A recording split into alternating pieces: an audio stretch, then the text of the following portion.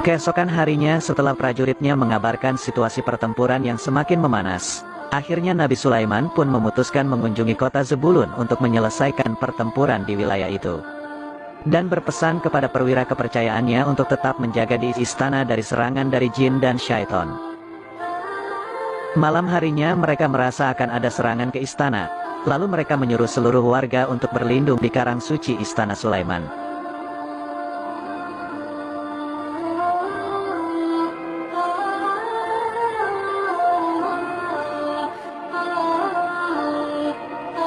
Siang harinya di kota Zebulun, pasukan jin dan syaitan semakin terbuka menunjukkan wujudnya, membentuk bayangan hitam dan gumpalan cahaya kuning dan menyerang warga dengan merasuki mereka untuk membuat keonaran. Namun hanya kepada orang-orang berimanlah mereka tidak bisa merasukinya.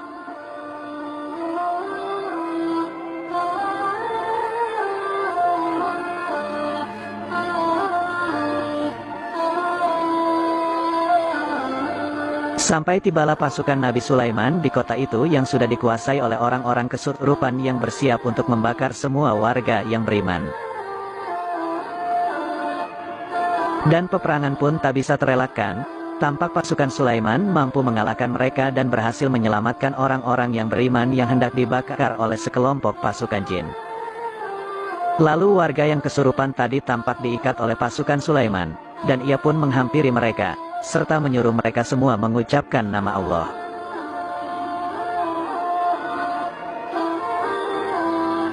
Dan seketika itu bayangan hitam tampak keluar dari tubuh mereka ke arah langit hingga mereka pun semua tersadar dan bertaubat akan dosa yang mereka lakukan selama ini. Serta mereka pun tertunduk malu di hadapan anak dan istri mereka. Setelah itu Nabi Sulaiman dihampiri oleh perwiranya yang baru datang mengabarkan bahwa para kepala suku serta warga tengah menyerang kota Yerusalem di istananya. Mereka sepertinya mengambil kesempatan saat situasi ini untuk merebut paksa kekuasaan Nabi Sulaiman. Awalnya provokasi kepala suku itu dapat diredam oleh kerabat Nabi Daud yang orang paling berilmu di sana, sehingga mereka gagal menggulingkan pemerintahan Nabi Sulaiman. Namun saat pengabdi syaitan itu datang dan menghasut, mereka pun kembali menjadi liar dan langsung menyerang pasukan penjaga istana. Nabi Sulaiman yang memiliki firasat kuat dengan peristiwa di istana, ia lantas mengajak seluruh pasukannya untuk segera berangkat ke Yerusalem. Namun kondisi prajurit dan kuda kendaraan mereka tidak memungkinkan melanjutkan perjalanan yang butuh waktu beberapa hari untuk sampai ke Yerusalem. Nabi Sulaiman pun terus berdoa dan meminta tolong kepada Allah untuk memberi ia petunjuk mengatasi pertempuran dengan jarak yang cukup jauh tersebut.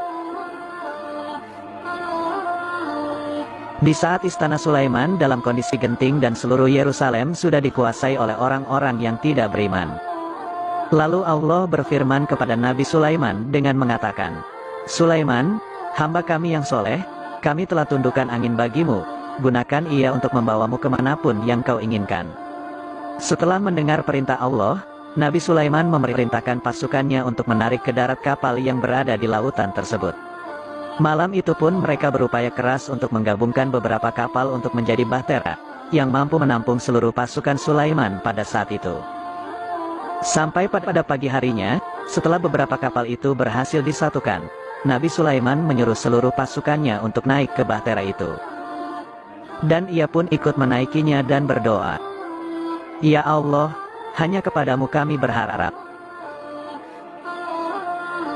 Tiba-tiba saja cuaca saat itu berubah.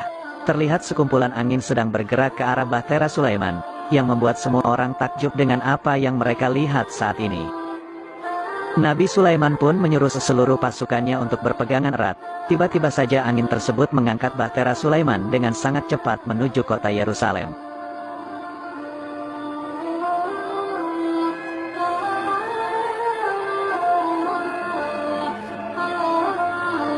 Saat itu kondisi istana Sulaiman sudah sangat genting.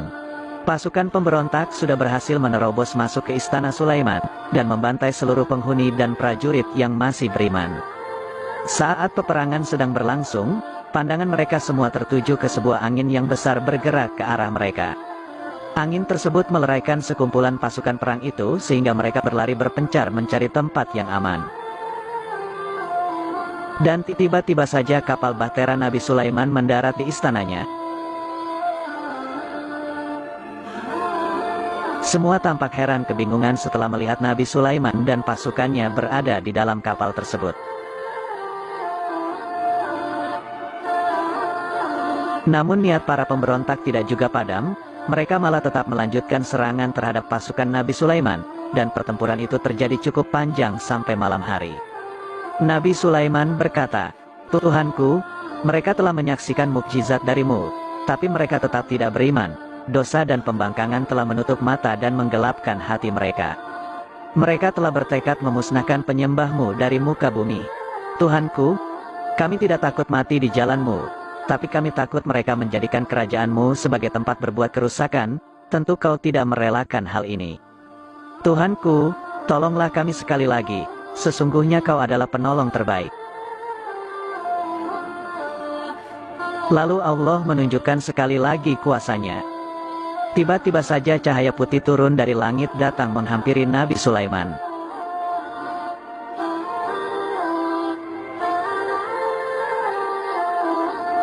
Lalu Allah berkata, "Wahai Sulaiman, bersiaplah untuk menjelmakan jin dan syaitan secara fisik. Kami telah membuat mereka tunduk kepadamu, kekuatan ini selalu tersimpan dalam cincinmu." Tiba-tiba seluruh jin dan syaitan keluar dari dalam tubuh orang-orang yang tidak beriman, dengan kondisi fisik yang bisa terlihat nyata oleh manusia. Nabi Sulaiman pun berkata, "Wahai kalian, syaitan adalah sumber kejahatan dan keburukan manusia. Syaitanlah yang telah memisahkan kita, belum tibakah saat untuk sadar dan bertaubat?" Mereka semua pun berlari berkumpul pada barisan Nabi Sulaiman, sehingga terpisah dua barisan antara manusia dan syaitan. "Ketahuilah bahwa mulai sekarang di kerajaanku, jin dan syaitan akan dilumpuhkan atas perintahku. Maka, jangan takut terhadap makhluk-makhluk hina ini, maju dan belenggulah mereka."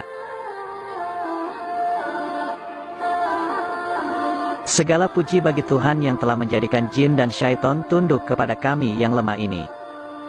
Tapi ketahuilah, makhluk-makhluk ini akan kembali di akhir dunia, kerusakan dan pertumpahan darah akan kembali melanda dunia. Orang-orang soleh akan berdoa supaya Tuhan kembali mengirimkan pertolongan dan menurunkan cahaya ilahi kepada mereka, agar semua setan dan kaum jahat dibinasakan seperti para pendahulu mereka. Lalu akan datang seseorang yang membawa rahmat dan menyelamatkan umat manusia. Dialah yang akan mewarisi dunia dan mewujudkan surga dunia, yang di dalamnya nilai kemanusiaan akan mencapai puncaknya. Tuhanku, beri kami taufik untuk beramal soleh, demi menyongsong hari itu, hingga kami bisa menjadi hamba-Mu yang taat dan berserah diri kepadamu.